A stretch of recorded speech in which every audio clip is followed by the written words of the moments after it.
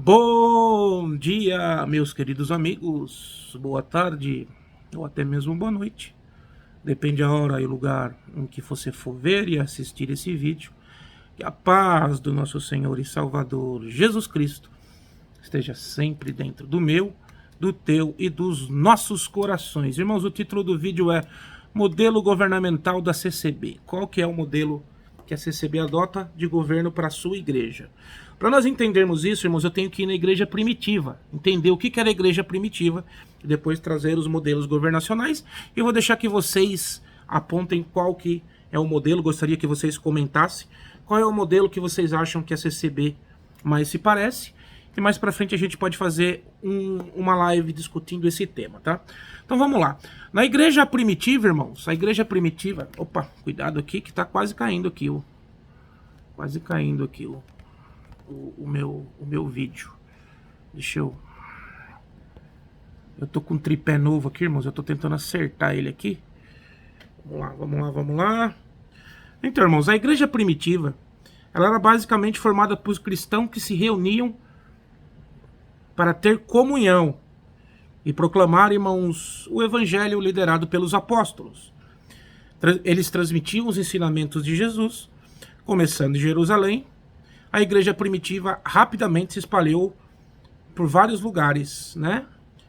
E um dos maiores precursores foi o apóstolo Paulo, está descrito em Atos, nas cartas dele. Então a igreja primitiva, irmãos, começou no dia da Pentecostes. Lembra o dia da Pentecostes? A festa da Pentecostes, que eles estavam reunidos, os judeus que viviam em outros países. Ali o Senhor se manifestou com o Espírito Santo e ali iniciou oficialmente a igreja primitiva, né, dos discípulos. Quando os discípulos receberam ali o Espírito Santo, ali era a ordenança que Jesus tinha dado para eles esperarem até, né, a guia do Espírito Santo. A palavra igreja, ela significa assembleia, e era assim que viam a igreja, como um conjunto de pessoas crentes em Jesus. A igreja não estava associada a nenhum edifício. Olha que interessante. Como que eles se organizavam, irmão, a igreja primitiva? Bom, a igreja primitiva ela tinha uma hierarquia simples. Várias pessoas ensinavam, os apóstolos e presbíteros, e outras que aprendiam. Então, alguns ensinavam, outros aprendiam, preparavam os que aprendiam para mais tarde ensinar. Mais tarde também foram escolhidas pessoas para funções administrativas, como distribuir comidas, ou os diáconos e outras funções diaconisas, como está em Atos dos Apóstolos 6, versículo 2 a 4. Debaixo da supervisão dos líderes, todos podiam contribuir e ajudar, né? Irmãos, sistema de contribuição era voluntário, ou seja, divisão de partilha. Geralmente, os que eram convertidos, né, eles doavam tudo o que tinham aos pés dos apóstolos e esses distribuíam igualitariamente entre todos. Então era um sistema de divisão de partilha, não tinha nada de dízimo, tá, irmãos?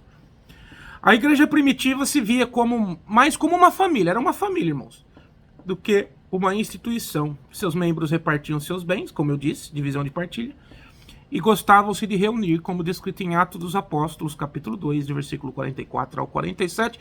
Eles ajudavam e encorajavam uns aos outros. O seu objetivo era fazer a família crescer pregando o evangelho, a unidade em Cristo da família. Tá bom? Como que era, irmãos, como que eram as reuniões da igreja primitiva? Bom, a gente não tem muita, assim, informação, mas a gente tem algumas coisas que a gente pode pescar ali na Bíblia. As refeições. O convívio era uma parte importante da igreja primitiva e continua, né, irmãos, a convivência entre os irmãos, um suportando o outro, como Cristo nos suportou. A Santa Ceia, irmãos, que lembrava-se ali a morte de Cristo, como o próprio Cristo ordenou. Os batismos, né, aqueles que creram eram batizados como prova de conversão. Os cânticos de louvor, também fazemos isso até hoje. O ensino, os líderes contavam e explicavam a palavra de Deus à congregação. E isso falta muito na congregação. A oração, essa era uma parte muito importante da reunião, todos buscavam a Deus juntos, né? As participações especiais, os membros da igreja podiam participar como se fosse uma testemunhança, contando palavras de sabedoria, as obras recebidas, exortações, profecias e interpretação de língua, né? Está descrito em 1 Coríntios, capítulo 14, versículo 26. Então a igreja primitiva, ela fazia reuniões em casas e em lugares públicos. Também nos templos, nas sinagogas e em algumas praças, tá?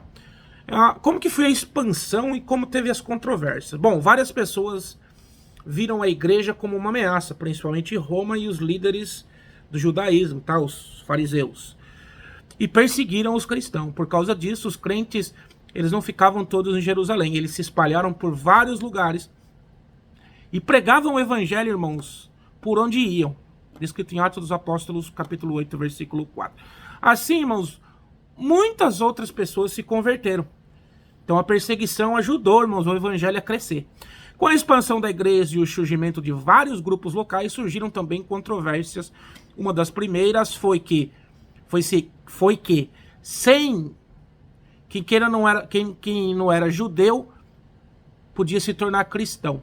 E qual era o preço para obedecer às regras do judaísmo. Então isso dividiu as opiniões, tá? Eles queriam colocar no cristianismo as regras judaicas. Paulo teve uma grande discussão com a igreja, mas a igreja só veio entender isso quando Pedro teve a revelação com Cornélio.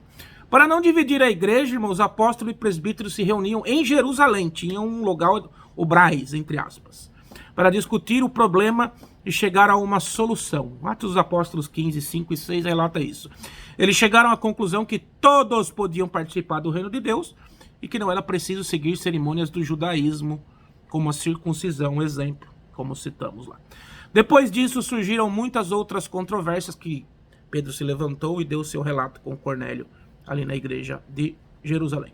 Depois disso surgiram outras controvérsias, mas a primeira foi um bom exemplo de como se resolver os problemas da igreja. Presta atenção, irmãos da congregação. Ouvindo todos os lados com a mente aberta, procurando a verdade de Deus e resolvendo a questão com ordem e respeito. E, irmãos, quais são os sistemas, irmãos, que impera hoje? Nas maioria das igrejas, pelo menos nas igrejas sérias, que nós temos principalmente no Brasil.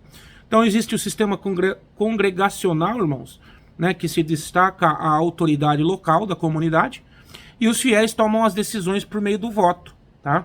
Não existe um poder central, são os próprios fiéis que votam ali junto com o presbítero. Então ela é autônoma na sua governança e possui liberdade organizacional. Essa foi a ideia que Franciscão tinha quando ele fundou a Assembleia Cristã e também a congregação, né? Ele tinha essa ideia quando ele saiu aqui dos Estados Unidos, de Chicago. Existe o modelo presbiteriano, irmãos, né? Que ela é seguida pelas igrejas presbiterianas, que é governada por uma junta de presbíteros eleitos, chamado sínodo. Então os presbíteros podem ser ministros ordenados ou podem ser leigos.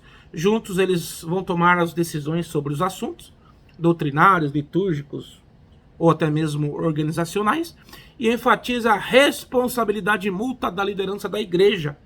As igrejas são unidas numa estrutura interconectadas, né? De presbíteros, sínodos e assembleias gerais. E nós temos o formato episcopal, que é a autoridade exercida por bispos, que supervisionam as igrejas locais, né? Então os bispos têm autoridades para ordenar clérigos, administrar sacramentos, como Santa Ceia, como batismo, entre outros, e liderar comunidades. Então só os bispos é que têm essa autoridade, tá? De liderar as comunidades. A liturgia uniforme, irmãos, ela é sempre a mesma liturgia, né? Ela não muda. E ela segue alguns rituais que guiam os serviços religiosos e a tradição, tá? Um exemplo de igreja congregacional é a Igreja Batista, algumas, né? Porque a Igreja Batista, como Assembleia, também muda muito, irmãos. Né? Então tem igreja reformada, igreja não reformada. Então vamos colocar algumas batistas. A Assembleia de Deus, o Ministério Belém, ela é uma igreja congregacional, mas também tem o seu governo também meio presbiteriano, tá? E algumas igrejas da Assembleia. Um modelo presbiteriano são as igrejas presbiterianas, tanto do Brasil como a independente, como a americana. E o formato episcopal, nós temos a Igreja Católica, Anglicana, Metodista, a Universal, a Quadrangular, entre outras tantas aí no Brasil.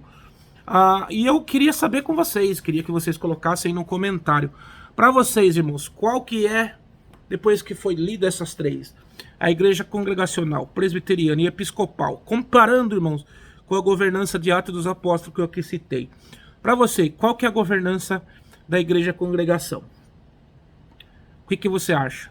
Ela é uma igreja em que os clérigos, os líderes locais têm autoridade para tomar decisão junto com o voto da igreja? Ela é uma igreja em que se forma um clérigo né? E esses ministros que tomam as decisões, né? Ou ela é uma igreja que só os bispos, só os maiorais é que decidem tudo? Eu gostaria muito da opinião de vocês, mas para frente eu gostaria de fazer algumas lives esmiuçando, irmãos, esses 3 maiores métodos de governos das igrejas, tá? E seria muito interessante para a gente aprender qual desse também se aproxima mais da igreja de Atos. Eu vejo, irmãos, os 3 formatos, algumas semelhanças no sistema organizacional de Atos, né? E algumas pessoas falam que o sistema da igreja primitiva era congregacional, mas eu vejo resquícios também do modelo presbiteriano e do episcopal. Então eu gostaria... É muito difícil, irmão, você definir uma... Da igreja católica ela é bem definida, tá? Das igrejas anglicanas, metodistas, quadrangular e universal, elas são bem definidas. Mas das outras igrejas como Assembleia, a Congregação, né? Presbiteriana também, ela é bem definida.